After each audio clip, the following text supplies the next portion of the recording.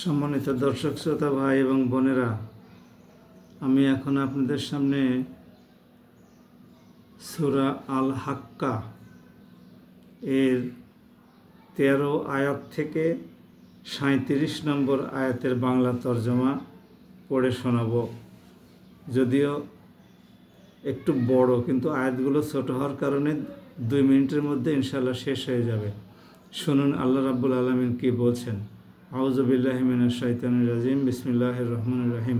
অতঃপর যখন সিংহায় ফুঁ দেওয়া হবে, তা হবে একটি মাত্র ফুঁ, আর ভূমণ্ডল ও পাহাড়গুলোকে স্বস্থান থেকে উঠিয়ে নেওয়া হবে।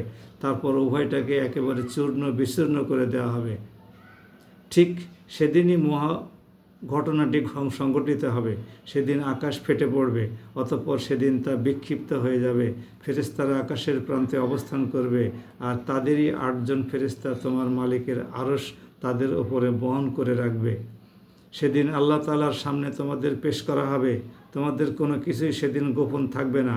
সেদিন যার আমলনামা তার ডান হাতে দেওয়া হবে, সে খুশিতে লোকজনকে ডেকে বলবে, তোমরা এসো, আমার আমলনামার পুস্তকটি পড়ে দেখো।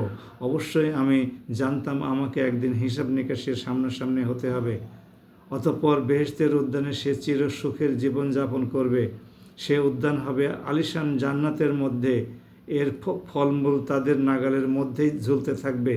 আল্লাহর ঘোষণা আসবে, অতীতে যা তোমরা অর্জন করে এসেছ তার পুরস্কার হিসেবে আজ তোমরা প্রাণ ভরে এগুলো খাও এবং তৃপ্তি সহকারে পানীয় গ্রহণ করো।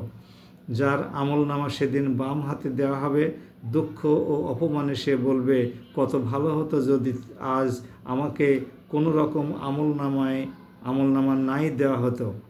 আমি যদি আমার হিসাবের এই খাতাটি নাই জানতাম। হায়, প্রথম মৃত্যুই যদি আমার জন্য চূড়ান্ত নিষ্পত্তিকারী বিষয় হয়ে যেত। আমার ধন সম্পদ ও ঐশ্বর্য আজ কোনোই কাজে লাগলো না। আমার সব কর্তৃত্ব ক্ষমতা আজ নিঃশেষ হয়ে গেল। এ সময় জাহান্নামের প্রহরীদের প্রতি আদেশ আসবে, যাও, তোমরা তাকে পাকড়াও করো। এরপর তার গলায় শেকল পরিয়ে দাও।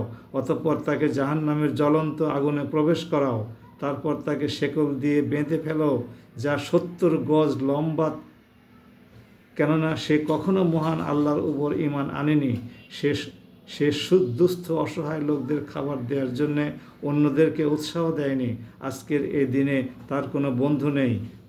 ক্ষত নিশ্চিত পুঁজ ছাড়া আজ তার জন্য দ্বিতীয় কোনো খাবারও এখানে থাকবে না।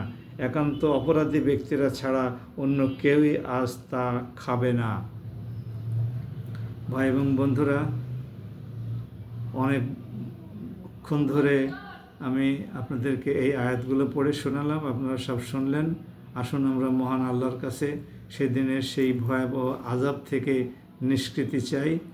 আমাদের কৃত অপরাধের জন্য আল্লাহর কাছে ক্ষমা প্রার্থনা করি, কারণ সেদিনের আযাব অকল্পনীয় ভয়ঙ্কর হবে।